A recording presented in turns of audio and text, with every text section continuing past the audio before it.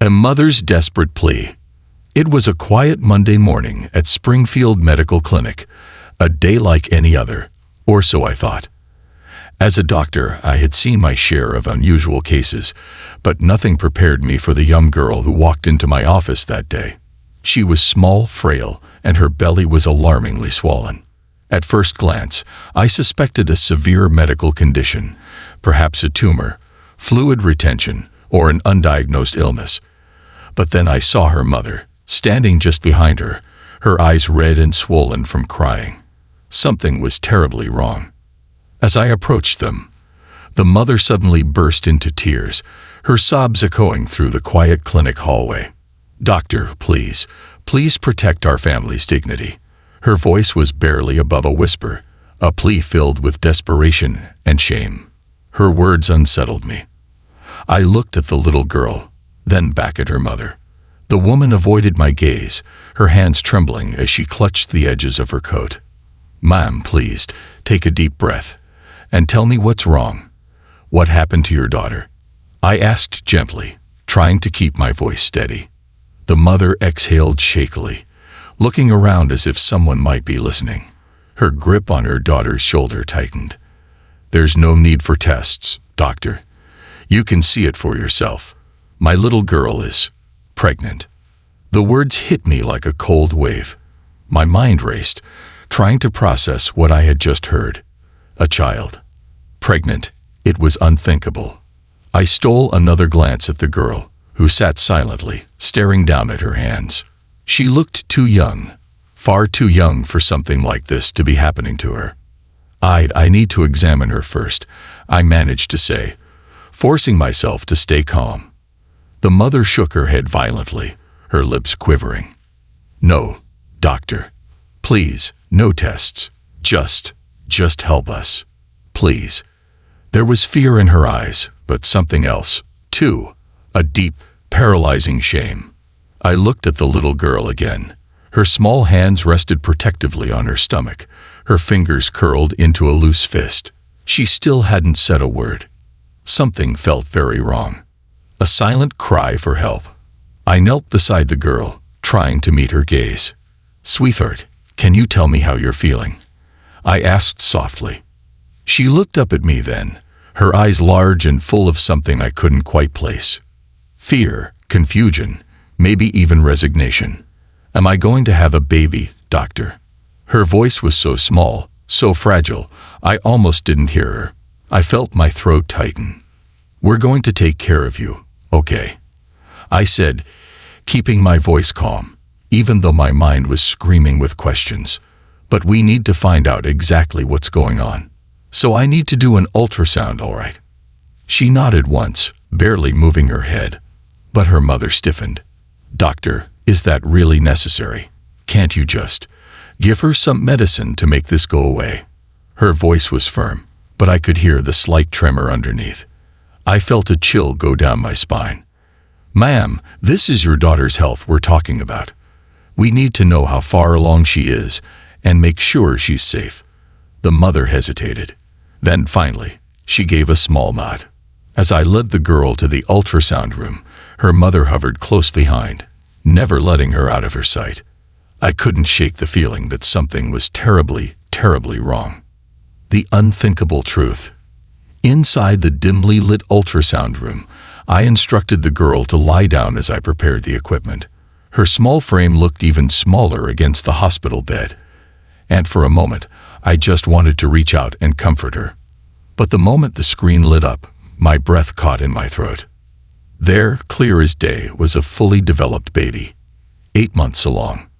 My hands trembled slightly as I adjusted the probe, confirming what I already knew. This child, this innocent little girl, was going to give birth in just a few short weeks. I swallowed hard, forcing myself to remain professional. "How long has she been like this?" I asked her mother.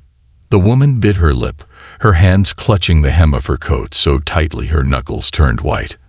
I don't know." I turned back to the little girl. "Sweetheart, do you remember when your tummy started getting bigger?" She nodded slowly. "I think, maybe a few months ago." "And, do you know how this happened?" Did someone hurt you? I asked carefully, watching for her reaction. The girl frowned slightly, as if confused. No, doctor. No one hurt me. She placed a hand on her stomach, her tiny fingers tracing slow circles over the fabric of her dress. I just woke up one day and my belly was bigger. And now, everyone is mad at me. Her voice cracked on the last word. I clenched my jaw, trying to control the anger rising inside me. A mother's silence, a child's fear. The silence in the examination room was deafening. The little girl sat on the edge of the bed, her small fingers resting protectively over her swollen belly. She had no idea what was happening to her body, no understanding of the situation that had thrown her life into chaos. Her mother, standing by the door, trembled as she gripped the fabric of her coat, her knuckles turning white. She had pleaded with me to keep this a secret, to do whatever it took to fix the situation before her husband found out. But there was nothing to fix. This child, this innocent, confused little girl, was nearly 8 months pregnant. There was no undoing what had been done. I turned away from the ultrasound screen and faced the mother, my voice firm but calm. Your daughter is in a critical condition. She needs immediate medical care. I have to report this. The mother let out a strangled sob, shaking her head violently. No, you don't understand. If my husband finds out, if the neighbors know, we will be ruined. Please, doctor, I beg you. She reached out, gripping my wrist so tightly I could feel her nails digging into my skin. There was desperation in her eyes, but also something else. Fear. I pried her fingers off my wrist, keeping my voice steady. This is beyond your reputation. This is about your daughter's life. Her lower lip quivered, her whole body visibly trembling. Doctor, if I take her home like this, I might lose her forever. Her words stopped me. I frowned. What do you mean? She swallowed hard, hesitating for a moment before whispering. If my husband finds out, he won't just be angry. He'll make sure she disappears. He'll blame me. And her. We'll both suffer. Her voice broke, and I suddenly understood the gravity of the situation. This wasn't just a mother trying to hide her daughter's pregnancy. This was a mother trying to save her child's life, a child's innocence, a mother's fear. I turned back to the girl, still sitting silently on the bed, staring at her hands. Sweetheart, do you know what's happening to you? I asked softly. She looked up at me, her big, round eyes full of confusion. Mama said I have a sickness. That's why my tummy is big. I felt my breath hitch in my throat. This child had no idea what was happening to her. I turned back to the mother, who was watching me with pleading eyes. She doesn't understand, does she? I asked, keeping my voice neutral. The woman shook her head, her lips pressed into a thin line. We've told her she's sick, that it's just swelling. We never explained anything else. We thought it would go away. My stomach turned. You thought this would go away? I repeated, my voice sharper than I intended. The mother flinched, but she nodded. I know it sounds awful. I was scared. I am scared. If my husband finds out that his daughter is pregnant, he will never forgive us. He might hurt her. He might hurt me. She covered her face with her hands, her shoulders shaking with silent sobs. I exhaled, forcing myself to remain professional. Listen to me. I understand your fear. But this isn't just about you anymore. Your daughter is carrying a baby, and whether you want to face it or not, this is happening. We need to ensure she is safe. I glanced at the girl again. She was watching us now, her little face full of uncertainty and worry. She could tell something was wrong. We can find a safe place for you. I continued, my voice gentler this time. Somewhere your husband won't find out until we have a plan. But I cannot ignore this. I have to inform the authorities. The mother's face twisted in horror. Doctor, please, you can't, she whispered. But before I could respond, a small, shaky voice interrupted us. Mama, what's wrong? The little girl had spoken. Her voice was soft, uncertain, and full of fear. The mother stiffened, her lips pressing together as she turned to her daughter. "Nothing, my love. Everything will be fine," she said quickly, forcing a smile. But the little girl wasn't convinced. She looked at me now, her tiny hands gripping the edges of her dress. "Doctor, is my baby okay?" I felt my chest tighten. She knew. Somehow, despite everything, she knew. "Yes, sweetheart, your baby is okay," I whispered. Her mother let out a soft gasp, but I ignored it. The little girl's eyes filled with relief. "That's good. I don't want anything bad to happen to them." The simplicity of her words made my heart ache. She was just a child. She didn't understand. And yet, somehow, she had already accepted it. I turned to the mother again, my voice gentle but firm. "Ma'am, we need to do what's right. And the right thing is making sure your daughter and her baby are safe." The woman squeezed her eyes shut. For a long moment, no one spoke. Then, slowly, she nodded. "Okay, doctor, do what you must." But as she said those words, a shadow crossed her face. And I knew she wasn't telling me everything. A silent warning. After the ultrasound, I guided them back to my office. "You'll stay here at the clinic for the time being. I'll call social services and the proper authorities. No one will take your daughter away from you, but we need to make sure she's safe." The mother nodded slowly, her hands gripping her purse tightly. But as I reached for the phone, I caught the flash of fear in her eyes again. Then, in a whisper so low I almost missed it, she said, "Doctor, please be careful who you call. There are people who don't want this truth to come out." I frowned, lowering the phone. "What do you mean?" She shook her head quickly. "I can't say more. Just be careful." My heartbeat quickened. This wasn't just a case of a scared mother and a pregnant child. There was something bigger at play here. Something she was terrified to speak of. I put the phone down slowly, staring at the woman in front of me. "Tell me the truth. What are you afraid of?" She hesitated. Then finally, in a voice so soft it was almost a breath, "This wasn't an accident. Someone did this to her.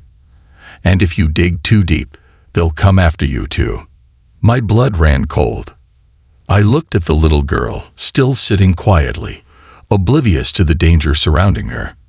And I knew this was just the beginning. Something far worse was hiding in the shadows. And now, I was in the middle of it, uncovering the shadows. The mother's words hung in the air like a storm cloud, heavy and foreboding. This wasn't an accident. Someone did this to her, and if you dig too deep, they'll come after you too. I felt a chill crawl up my spine. I glanced at the little girl, her small hands resting on her belly, her innocent eyes looking up at me with quiet curiosity. She had no idea of the dangers swirling around her. I looked back at the mother. She was pale, her fingers tightly clutching the strap of her purse, as if it were the only thing keeping her together. Her eyes darted toward the door, as if she expected someone to barge in at any moment. Something was terribly wrong. This wasn't just a case of a mother trying to hide her daughter's condition. This was something deeper, something sinister, and I had just stepped right into the middle of it. The silent battle. I took a slow breath, steadying myself. "Mrs. Ramirez, I need you to be honest with me. If someone did this to your daughter, we need to involve the authorities immediately." Her entire body stiffened at the mention of the authorities. "No, you don't understand, doctor. If they find out I spoke to you, my daughter, and I will be in even more danger." "Who are you afraid of?" I pressed, keeping my voice calm. She shook her head. "I can't say." I exhaled, trying to keep my frustration in check. "Listen to me. Right now, your daughter is in danger. She needs medical care. She needs safety." Her eyes filled with tears. "Doctor, you don't understand how powerful these people are." I narrowed my gaze. People. This wasn't just about one person. It was a group. And whoever they were, This mother feared them more than anything else. I softened my voice. You are safe here. No one can hurt you or your daughter while you're in my care. But I can't help unless I know what I'm dealing with. Please, trust me. Her lips trembled. Her hands twisted in her lap. And then, after a long, tense silence, she whispered, "The church." I froze. What do you mean? She swallowed, looking down. It happened there. At the church, my daughter, she trusted them. She said they were kind. She said she felt safe there. Her voice cracked, and a sob broke free. But they weren't safe. I felt a lump form in my throat. I looked at the little girl again, my heart breaking for her. Who at the church? Her mother shook her head. I don't know. She won't tell me. She says she doesn't remember. I turned to the little girl, gently taking her small hand. Sweetheart, can you tell me who hurt you? Who made your belly grow like this? She looked at me with wide, innocent eyes. And then she said something that made my blood run cold. God gave me my baby. He told me I was special. A chilling realization. The room felt suddenly too small, too suffocating. I met the mother's horrified gaze. Her hands covered her mouth, her face pale. Her daughter genuinely believed this was normal, that it was a blessing. Who told you that, sweetheart? I asked softly. She smiled. Father Gabriel. He said I was chosen. My stomach dropped. Father Gabriel. A priest. A man who was supposed to protect, to guide. And instead, he had poisoned this child's mind. I felt my hands tremble as I clenched them into fists. I looked at her mother again. She was crying, silently, brokenly. I told you, she whispered. You don't know how powerful they are. I did now. A dangerous decision. I had no choice anymore. I had to call the police. I turned, reaching for my phone. The mother jumped forward, grabbing my hand. No, please, if you do that, they'll make sure this goes away. The police. She choked on her own words. They already know. I felt my breath hitch. She wasn't just scared of the church. She was scared because this went higher than the church. It went into law enforcement. The realization made my blood turn to ice. That's why I couldn't go to anyone, she sobbed. That's why I ran here. You were my last hope. My mind spun with possibilities. If I called the wrong person, they could make this disappear. They could silence her. They could silence me. I was suddenly very, very aware of the risk I had just taken. Doctor, please, you have to help me. You have to help my daughter. But we can't go to the police. I took a deep breath, forcing myself to think clearly. I was a doctor. I had access to resources, to people who weren't controlled by these monsters. I met her desperate gaze. Okay, we won't go to the police. She exhaled shakily, nodding quickly. But we have to get out of here. Her eyes widened. What? I turned back to the little girl, who was still smiling softly, completely unaware of the storm raging around her. You can't stay here. If they find out you've spoken to me, they'll come looking for you. We need to leave. Now. I grabbed my bag, my keys, my coat. I know someone who can help. A safe place. But we have to go. Her mother hesitated for only a second before nodding. She grabbed her daughter's hand. Let's go. I opened the door and froze. Standing just outside the clinic, 2 uniformed officers were waiting. Their eyes locked onto mine. And I knew. They had found us. The escape. My heart slammed against my ribs. I turned quickly, pushing the mother and daughter back into the office. Get to the back door. Now. The mother hesitated for only a second before grabbing her daughter and bolting toward the rear exit. I took a deep breath, then stepped into the hallway, closing the door behind me. One of the officers, a tall man with cold, calculating eyes, gave me a thin smile. Dr. Winters, we received a report about a missing child. We need to speak with you. I forced a neutral expression. A missing child? I haven't seen any missing children. The other officer, a burly man with a scar across his cheek, took a step closer. Are you sure about that, Doctor? Because we have reason to believe that you're hiding something. My palms sweated. I had to stall. Give the mother and daughter time to get away. I crossed my arms, tilting my head. And what exactly are you accusing me of? Because last I checked, I was treating patients, not hiding fugitives. The tall officer's smile widened. Then you won't mind if we take a look around. My heart pounded. I needed to act fast. Because if they found that little girl, she would never be seen again. The truth will not be buried.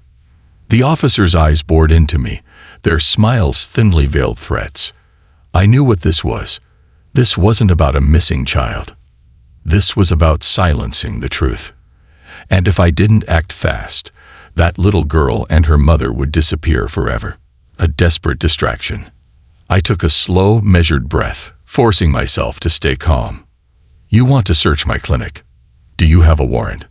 The taller officer chuckled, shaking his head. Come on, doctor. We don't need a warrant when we're just asking questions, unless you have something to hide. I clenched my fists at my sides. They were toying with me, gauging my reaction. I had to buy time. I glanced at my desk, my keys, my phone, the panic button under the counter. Think, Emily, think. Then an idea struck me. I let out an exaggerated sigh, running a hand through my hair.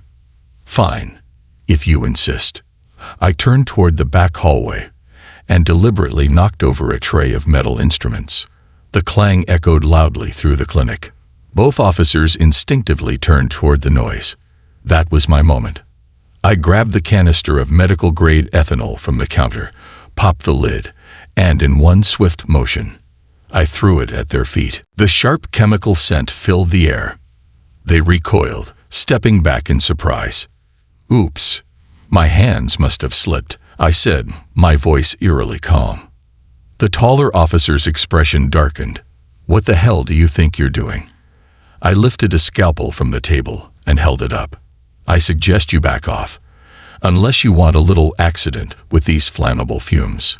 Their faces twisted in fury. I didn't care, because that bought them just enough time. I heard the faintest creak, the back door clicking shut. They were gone. Safe. And now I had to make sure I survived too. The confrontation.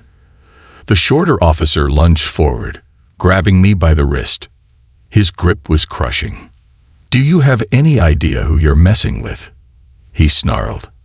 I met his glare, keeping my voice steady. Oh, I have a pretty good idea.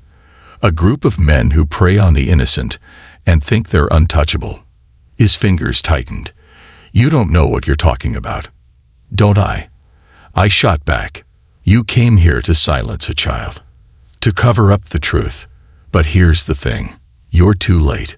The taller officer stepped closer, his gaze razor sharp. What do you mean? I smiled. Because I was ready for this moment. I turned my computer screen toward them, showing the email I had just sent. A forwarded report. Medical records. Ultrasound images. Evidence. And most importantly, sent to every major news outlet, law firm, and advocacy group in the city. The color drained from their faces. You. The taller officer started, but his voice wavered. I crossed my arms. You wanted to bury the truth. Too bad. It's already out there. And if anything happens to me, to that little girl, or to her mother, I leaned in, my voice like steel. The world will know who did it. Silence. The air crackled with tension. They couldn't touch me now. Not without drawing attention. Not without exposing themselves. The taller officer gritted his teeth. Then, without another word, he grabbed his partner's arm. We're done here, he muttered. And just like that. They turned and walked out. Justice, finally. In the days that followed, the fallout was enormous. The evidence spread like wildfire. Investigations were launched. Names were named. Arrests were made, and Father Gabriel, exposed for who he really was. The mother and daughter were placed under witness protection, given a fresh start somewhere safe. I never saw them again. But I didn't need to, because I knew they were finally free. As for me, I received threats, harassment, pressure to stay silent. But I never backed down. And neither did the truth, because monsters hide in the shadows, and sometimes all it takes to destroy them is a single light. This concludes the story. Thank you for watching until the end. I hope you found it enjoyable. If you did, please consider liking the video and sharing it with your friends. Don't forget to subscribe to our channel and activate the notification bell for more captivating stories. Have a great day.